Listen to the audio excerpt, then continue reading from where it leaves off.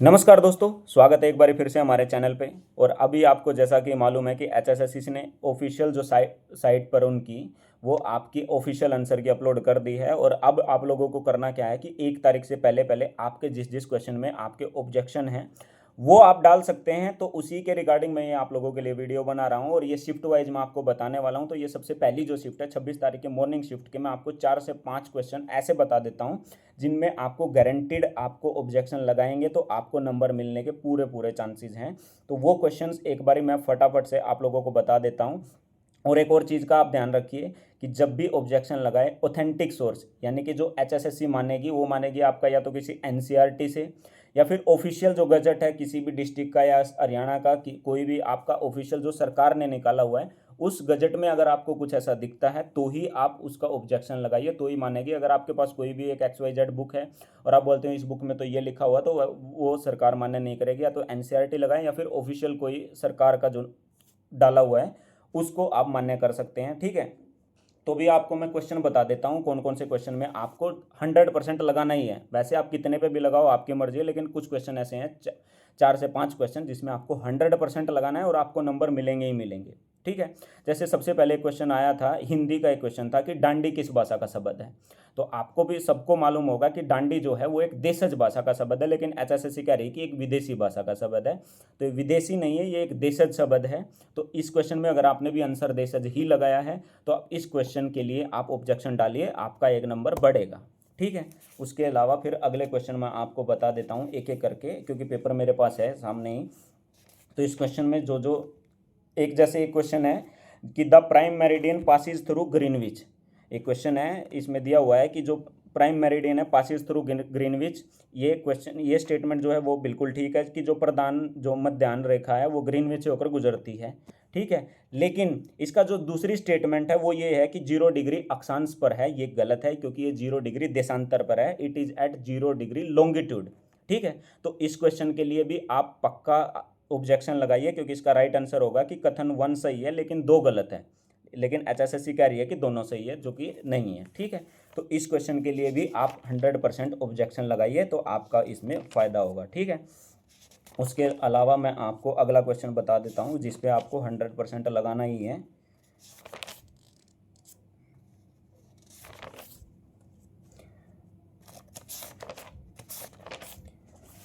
एक क्वेश्चन है आपका रीजनिंग का, एक क्वेश्चन आया हुआ है कि जिसमें एक पेपर को मोड़ा हुआ है अलग अलग शेप में, पहले ऊपर से नीचे फिर ऐसे, फिर उसमें लास्ट में एक 2 जगह से उसको कट किया हुआ है। और फिर आपसे पूछा था कि इसको अगर आप ओपन करेंगे तो आपकी कौन सी आकृति बनेगी। तो एचएसएससी ने इसका जो आंसर माना है वो आंसर इसका नहीं है। इसका जो आंसर है वो इस मेरे वाले पेपर में इसमें इसका ऑप्शन 3 दिया हुआ है। मैं आपको उसकी वो आकृति भी प्रॉपर बना के देता हूँ। मैं आपको सैंपल के लिए ये बनाया हुआ था कि उसमें उन्होंने पेपर को मोड़ के लास्ट में उसकी शेप ऐसी बनाई हुई थी, ये वाली शेप बनाई हुई थी और यहाँ से 2 जगह से उसको काटा हुआ था। और आपसे पूछा था कि अगर इसको खोलेंगे तो पूरा खोलने के बाद ये आकृति आपको कैसे दिखेगी। तो मैं आपको प्रूफ के साथ दिखा देता हूँ कि ये आकृति कैसे दिखेगी। मैंने इसको एग्जैक्टली वैसे ही मोड़ा है जो क्वेश्चन में बताया था और एग्जैक्टली वहीं से 2 जगह से काटा है जहाँ से उसको क्वेश्चन में काटा हुआ था, ठीक है। तो इसको जब आप खोलने के लिए जाएंगे तो ये आप पूरा इसको जब ओपन करेंगे तो आपको दिखेगा कि 2 ऊपर 2 नीचे 2 दाएं 2 बाएं, आपको ये ऐसे कटा हुआ मिलेगा। और ये आपका ऑप्शन एचएसएससी ने नहीं माना है, एचएसएससी ने इसका दूसरा ऑप्शन माना है। तो इस क्वेश्चन के लिए भी आप ऑब्जेक्शन डाल सकते हैं। आप फोटो खींच के या एक पूरा बना के भी डाल सकते हैं, या आपको कहीं किसी ऑथेंटिक सोर्स में मिलेगा तो भी आप डाल सकते हैं। तो ये क्वेश्चन आप रीजनिंग का डाल सकते हैं। इसकी जो आकृति होगी वो ये वाली होगी, मैं आपको काट के भी दिखा रहा हूँ, ठीक है। उसके बाद जो अगला क्वेश्चन है जिसमें आप डाल सकते हैं ऑब्जेक्शन, वो है आपका एक क्यूब वाला क्वेश्चन, जिसमें आपसे पूछा था कि एक क्यूब है जिसकी साइड है 10 सेंटीमीटर और वो 3 ऊपर से नीचे तक रखे हुए हैं।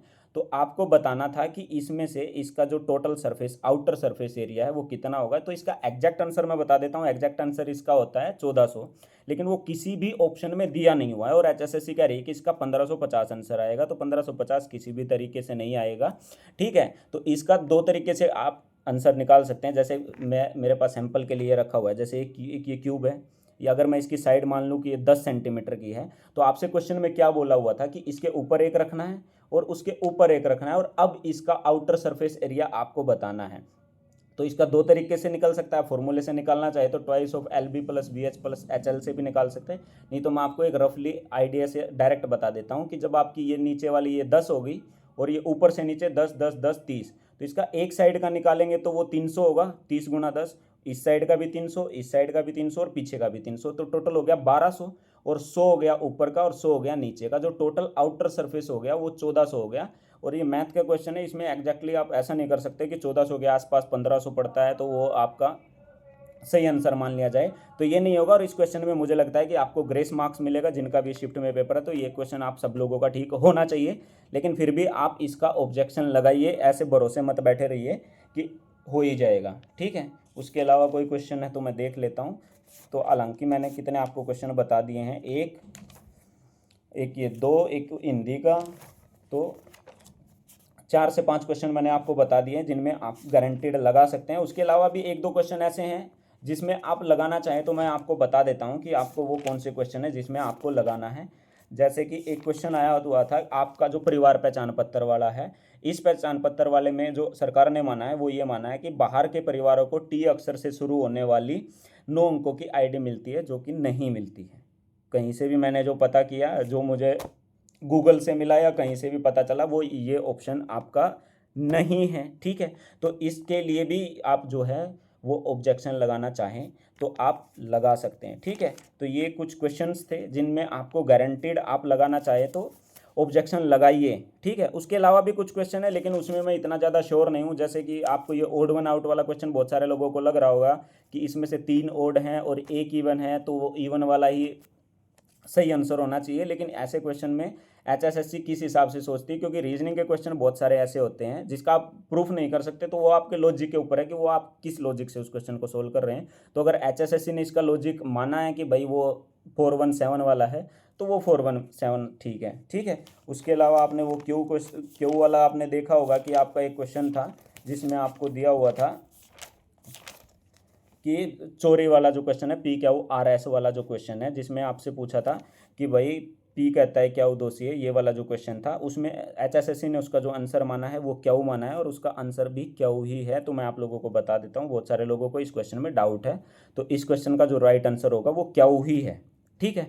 तो मैंने आपको कुछ क्वेश्चंस बता दिए हैं। आपको ये भी बता देता हूँ कि इसका ऑब्जेक्शन लगाने के टाइम पे प्रॉपर एनसीईआरटी का यूज करें या फिर हरियाणा सरकार का कोई गजट हो उसका यूज करें। आप किसी भी ऐसे रैंडम किसी बुक से, कोई भी बुक आपने किसी भी बुक स्टोर से खरीद ली है और आप उसमें बोल रहे हैं कि आपका ये आंसर होना चाहिए, वो होना चाहिए, तो वो आपका मान्य नहीं होगा। प्रॉपर आपका ऑफिशियल जो मान्य होगा वो वही होगा जो सरकार के रिकॉर्ड के हिसाब से है, तो सरकार अपने रिकॉर्ड के हिसाब से उस क्वेश्चन को मानेगी। जैसे एक और क्वेश्चन भी आपने देखा होगा कि इसमें था एक वो 152D वाला जो क्वेश्चन है, वो अम्बाड़ा और नारनौल को जोड़ता है। वैसे हालांकि उस क्वेश्चन को आप कहीं भी गूगल पे या कहीं सर्च करोगे तो वो आपका जो है वो मिलता है कि भाई 152D जो है वो आपका नारनौल और अम्बाड़ा को जोड़ता है, लेकिन वो अम्बाड़ा के बाहर से निकल के जाता है। आप उसके कनेक्टिंग स्टेट को अगर गूगल पे सर्च करने जाएंगे तो उसमें आपका अम्बाड़ा नहीं है। और दूसरा, उस क्वेश्चन में एक ऑप्शन आपको दिया हुआ था, वो था द्वैसदती नदी वाला। तो मेरे पास एक बुक है, उसमें इस क्वेश्चन का जो ये वाली स्टेटमेंट, जो द्वैसदती नदी वाली जो स्टेटमेंट है, वो स्टेटमेंट उस क्वेश्चन की एग्जैक्ट उसमें लिखी हुई है। जैसे इसमें लिखा हुआ था ना, राखीगढ़ी द्वैसदती पूरा चैनल के बाएं तट पर स्थित है, तो मेरे पास है एक बुक जिसमें एग्जैक्टली ये लाइन लिखी हुई है कि राखीगढ़ी द्वैसदती पूरा चैनल के बाएं तट पर स्थित है, ठीक है। और इसका आंसर भी मैंने लगाया था कि भाई ये राखीगढ़ी द्वैसदती पूरा चैनल के बाएं तट पर स्थित है। लेकिन अभी हरियाणा सरकार बोल रही है कि भाई जो 152 वाला जो क्वेश्चन है अम्बाड़ा और नारनौल वाला, वही ठीक है। तो इसका ऑब्जेक्शन आप लगा सकते हैं। मैं भी इसका ऑथेंटिक सोर्स से कुछ और सर्च करके इसका ऑब्जेक्शन मैं भी लगाने वाला हूँ। तो बहुत सारे क्वेश्चन का आप ऐसे लगा दीजिए, ऑब्जेक्शन लगाने में आपका कुछ नहीं जाएगा। तो आपके मिनिमम जिनके भी क्वेश्चन जितने भी ठीक हो रहे हैं, मैं आपको गारंटी देता हूँ, अगर ये क्वेश्चंस में आप ऑब्जेक्शन लगाइए, आपके 4 से 5 क्वेश्चंस 100% ठीक होंगे, ठीक है। उसके अलावा भी अगर आपको कोई लगता है कि इस शिफ्ट का कोई भी ऐसा क्वेश्चन है जो आपको लगता है कि उस पर ऑब्जेक्शन होना चाहिए, तो आप कमेंट करके मुझे बता सकते हैं। उसके लिए मैं आपको पूरे कोशिश करूंगा कि उसको वेरीफाई करके कुछ आपको ऑथेंटिक उसकी जानकारी दे सकूं। और एक और चीज़, जो लोग इस चैनल से जुड़े हुए हैं और जो नहीं जुड़े हुए हैं, जिन्होंने सब्सक्राइब नहीं किया, वो कर लीजिए, क्योंकि इसका जैसे अभी तो मैंने खाली इसके आपको बताया कि इन क्वेश्चन में ऑब्जेक्शन लगाना है, तो मैं इसके ऑथेंटिक सोर्स भी सर्च करूँगा, कहीं से भी उसको एनसीईआरटी से या गजट से कहीं से भी निकाल के लेके आऊँगा जो जो क्वेश्चन मैंने आपको बताया है। तो उनका आपको ओरिजिनल प्रूफ भी मैं आपको वीडियो बना के दे दूंगा कि आप ये वाला प्रूफ अपलोड कर दीजिए, ठीक है। तो वो उसके लिए आप चैनल से जुड़े रहिए। तो बाकी की जो शिफ्ट है मैं कोशिश करूंगा कि आज ही उन लोगों के लिए भी ऐसी एक वीडियो बना दूं कि उन लोगों का भी जो जो ऑब्जेक्शन है वो उन लोगों का भी क्लियर हो जाए, ठीक है। तो कोई भी डाउट, कोई भी कुछ है तो आप कमेंट कर दीजिए। और बहुत बहुत धन्यवाद यहाँ तक आपका वीडियो देखने के लिए, धन्यवाद।